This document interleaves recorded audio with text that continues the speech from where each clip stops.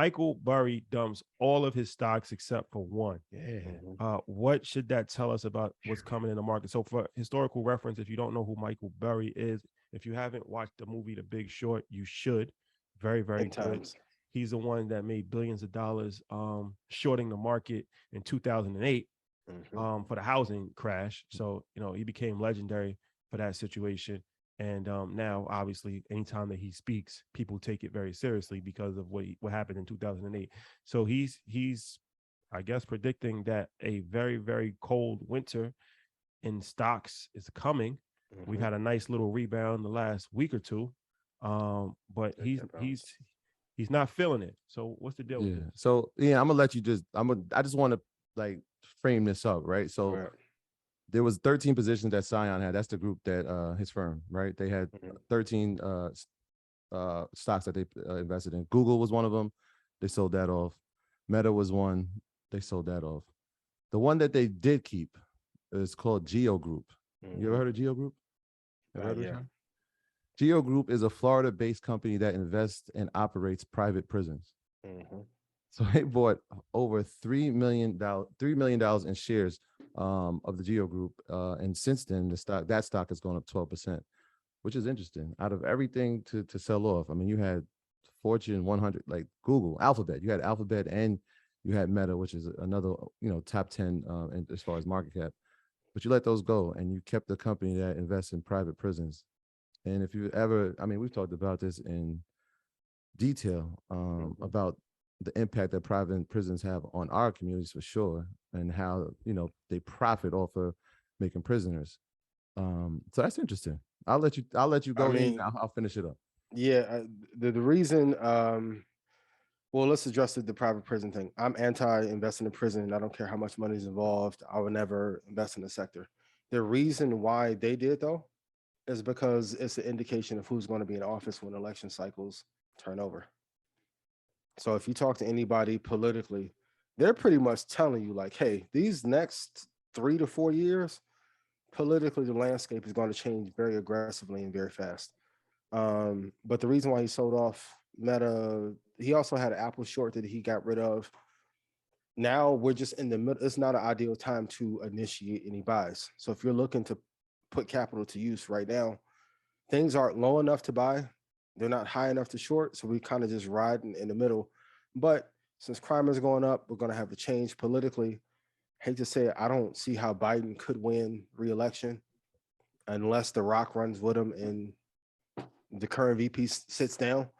Um, and we can talk about the Trump thing later with the FBI, but they are potentially propping him up for a run again.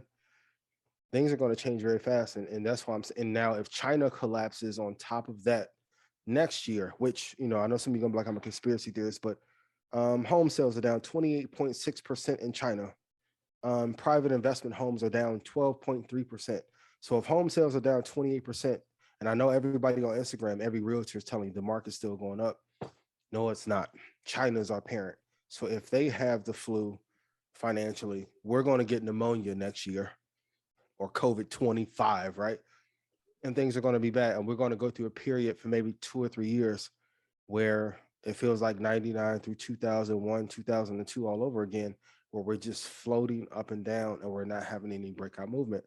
Private equity is deploying capital a little slower. We're just not in a great economic environment. The great part is if you're an investor and you can wait this out, the number one advantage that we have as retail investors is that we can hold longer than most institutions. That's where all the money is. So we have 14 years of quantitative easing, free flowing money. Now the people that can actively invest and be patient and hold for long term are going to win. So when everybody was getting them easy option trade, y'all still trading options or no? Option Easy trading. penny, not y'all. I'm talking to Oh, the oh, audience. oh! I'm Okay. about to say, raise your Talking hand. to the audience. Easy penny stocks. I know it's a little war and campaign against me. Hey, where are we now? Kathy having issues. You can't cycle through all those stocks and all those trades. Now we're going to see who actually can invest, but it's going to be a game of long term. So please look at the big picture, the macroeconomic environment. I know it seems scary, but this is the time that you want. Everybody in 2020 was like, damn, I wish the market would come down. Here we are. Now you get an opportunity to build for the future, suffer and sacrifice for 2 or 3 years to be able to get your family in the position that you want to be. And if you're scared in this market to invest, either you have not listened to me or you have not done your research. That's it. And yes, listen to Michael Burry, because damn near everything he said and predicted has come true. So, all right, let's talk about this China situation. Since you referenced China a few times so far this show. Oh, you said China at the beginning. You said China will collapse. You want to put that into context? I'm gonna give you opportunity to put this into context. Mike, clip this up. China gonna fall. So I'm gonna do look like all the spicy. I've learned. What's the first domino, Ian? Is it the housing market? Yeah, it's the housing market, because they're going through what we really went through in 2007 and 2008. Like, two things. I told you guys last year. Now, if y'all don't listen, that don't have nothing to do with me, baby. Evergrande, number one. Now, if the following 4, 2 through 5 fall apart, and now if you saw a couple weeks ago, they had military trucks in front of the bank saying, you can't take your money out of our bank because that is considered an investment of ours. What is that call for those of you who work in the financial industry?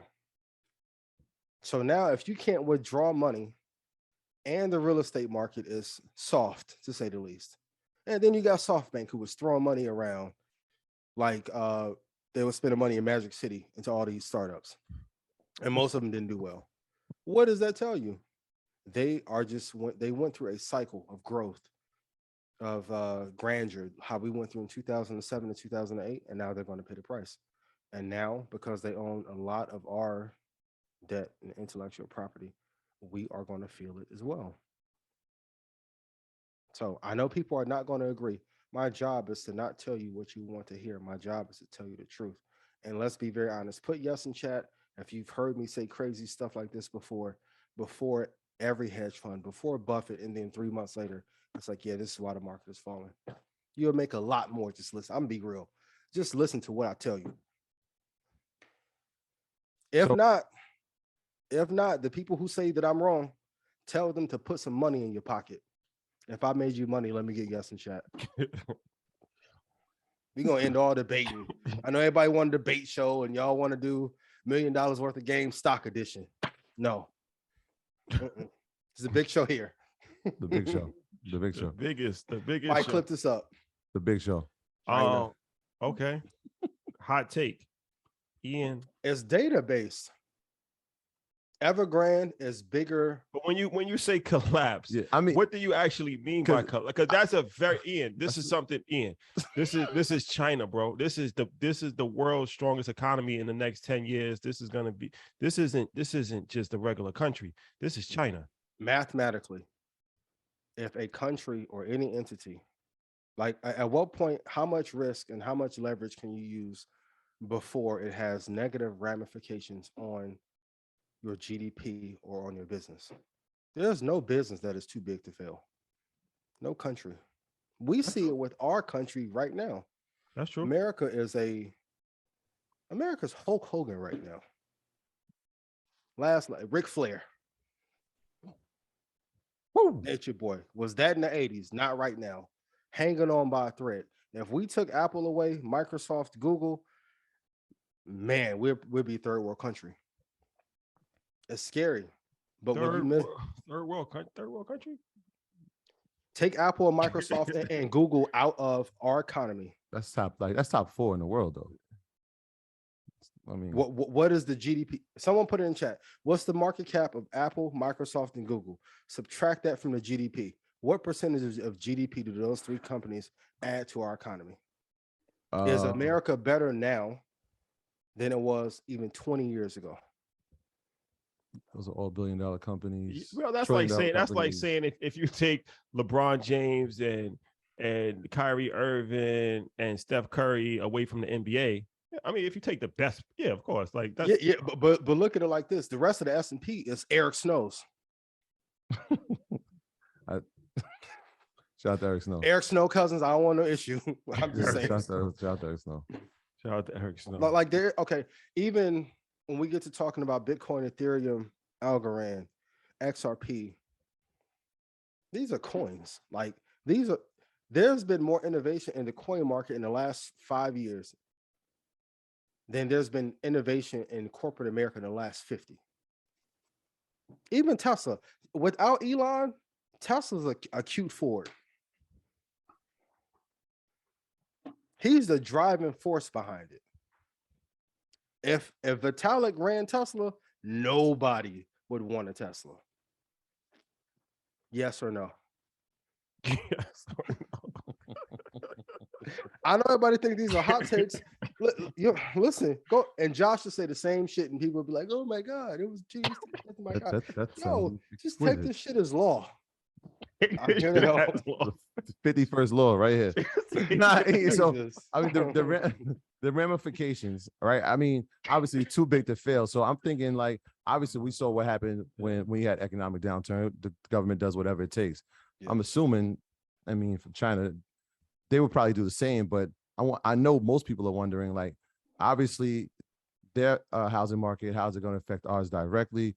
Their banking system, how's that going to affect us here directly? Obviously, we don't bank with China. It's not even something that we do. So how will it affect, I guess, the average American if that does happen? If they have a pullback, and when I say crash, I mean, I don't mean collapse and then they're going to go like, they're going to fall apart. Like the economy will be down for 2 or 3 years and then they'll initiate like a bailout package as well.